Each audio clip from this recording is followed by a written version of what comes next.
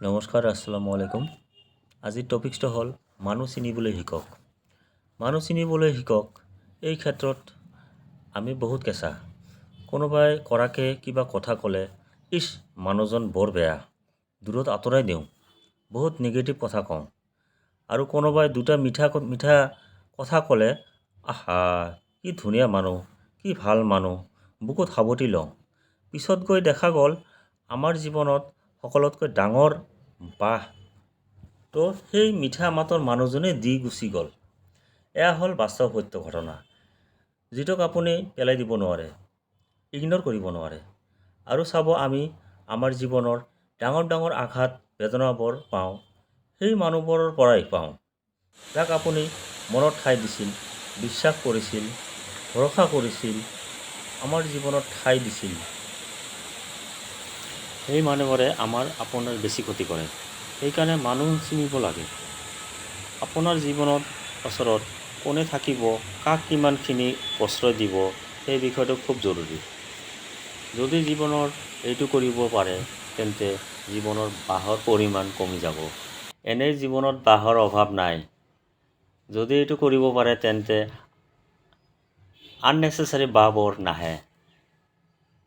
এইবাৰ প্ৰশ্ন হ'ল মানুহৰ কেনেকৈ চিনিব?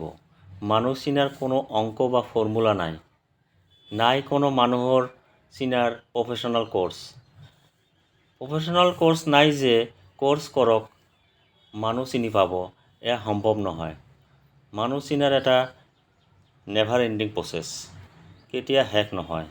আপুনি যদি এটা মানুহক 10 বছৰৰ পৰা চিনি পায়, 10 বছৰৰ প্ৰতিদিন আৱিষ্কাৰ পাব, নতুন কিবা জানিব, বুজিব বা শিকিব।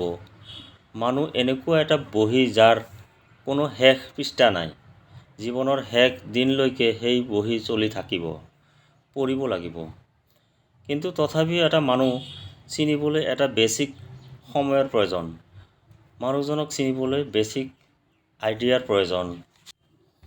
এটা মানুহক ভালকৈ চিনিবলৈ বেছিক আইডিয়া বা সময় নিদি আপোন কৰি লওঁ, আকৌ সম্পৰ্ক বাদও দিয়া হয়, যিটো কৰা ঠিক নহয়। অলপ সময় লওক, অলপ সময়লৈকে মানুহজনক চাওক আৰু বুজাৰ চেষ্টা কৰক।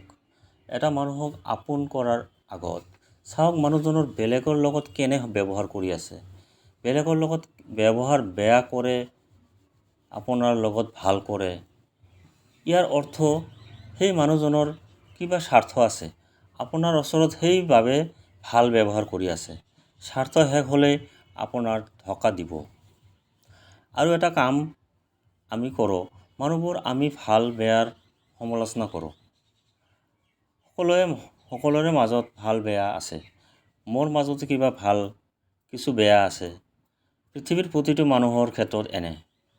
মুঠৰ ওপৰত মানুহ বা আপোনজনক মন দি বিবেচনা কৰক। মানুহজনৰ মনটো কেনেকুৱা, সেই মানুহজনৰ আপোনাৰ ডায়েৰীত ৰাখিব না বাদ দিব, ভাল বেয়া এটা এডিশ্যনেল বিষয়।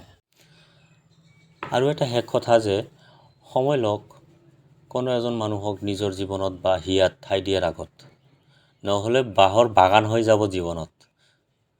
মই খুব ভাল মানুহ, ভাল থাকক, সুস্থ থাকক। তো আজিকালি কমেডি ভিডিঅ', এণ্টাৰটেইনমেণ্ট ভিডিঅ' এইবিলাকৰ ওপৰত মানুহ বেছি প্ৰভাৱ পৰে, বেছি গুৰুত্ব দিয়ে। এনেকুৱা মই মোৰ বিবেচনাত এনেকুৱা ধৰণৰ জীৱনৰ লাইফৰ লগত কিছুমান সৰু সুৰা টপিক্সৰ ওপৰত মই ভিডিঅ' বনাই আছোঁ। আপোনালোকে ছাবস্ক্ৰাইব কৰিব মোৰ চেনেলটো আৰু মোক পৰামৰ্শ দিব, যাতে মই ইয়াৰ পিছত আৰু ভালকৈ মই লিখিব পাৰোঁ, ক'ব পাৰোঁ। মই ঠিক প্ৰফেশ্যনেল কোনো ৰাইটাৰ নহয়, গতিকে মোক কমেণ্ট আৰু পৰামৰ্শ দি জনাব। Thank U.